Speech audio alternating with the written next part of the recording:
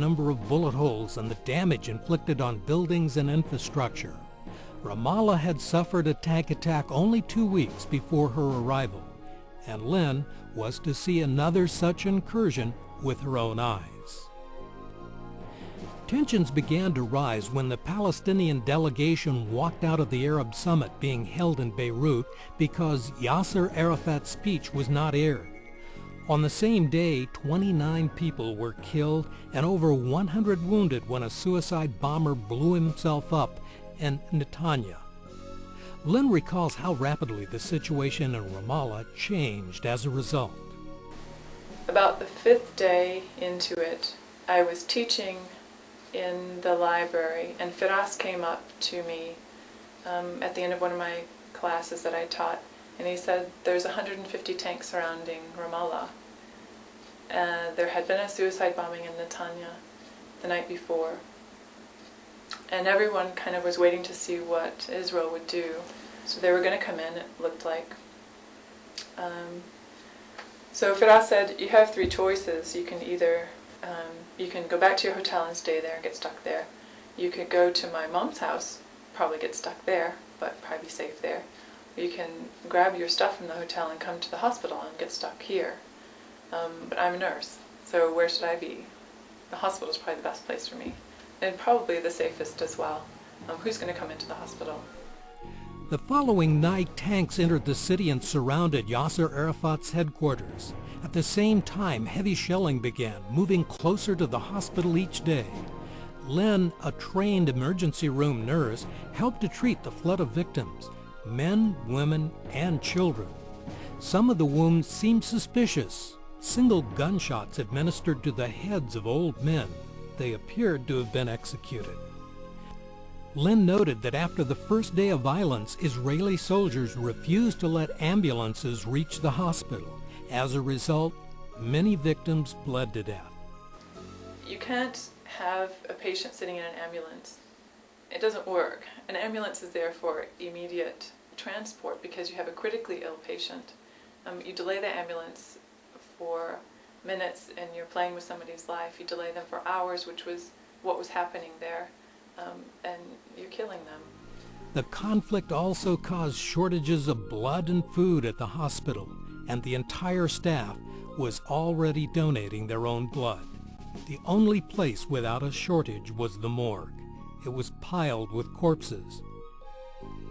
When Lynn thought it could get no worse, the hospital itself was besieged.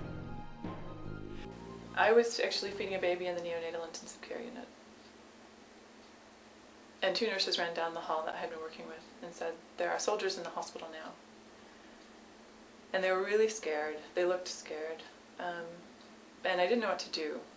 I was an American caught in a situation like them, but I was different than them. And it's hard to know what you're supposed to do in that situation. The bellies of the tanks were open, and there were soldiers with guns pointed to about 30 to 40 hospital personnel with surgical caps on, scrubs on, that had formed like a barrier between the tanks and the soldiers and the hospital. Later on, we heard on CNN that the Israelis said that the Palestinians had made that up just to inflame people.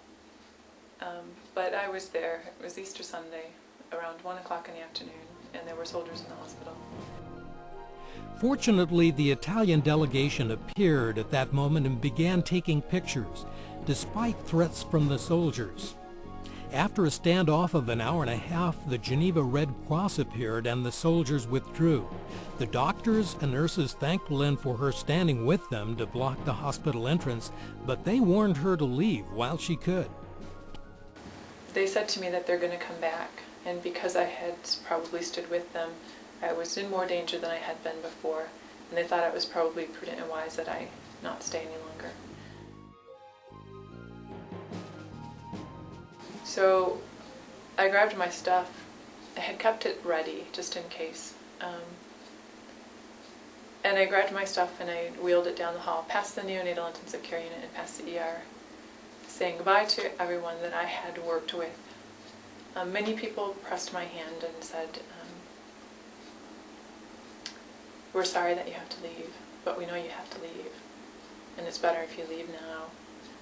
But it was one of the hardest things I've ever done in my life, is to leave people that you are working with, that are in a really hard situation. They're fellow healthcare workers, nurses that are doing the best job that they can. I taught them, they taught me, and I was leaving them on the advice of many people. But I could. I'm an American. I can get out. They can't. They're stuck there.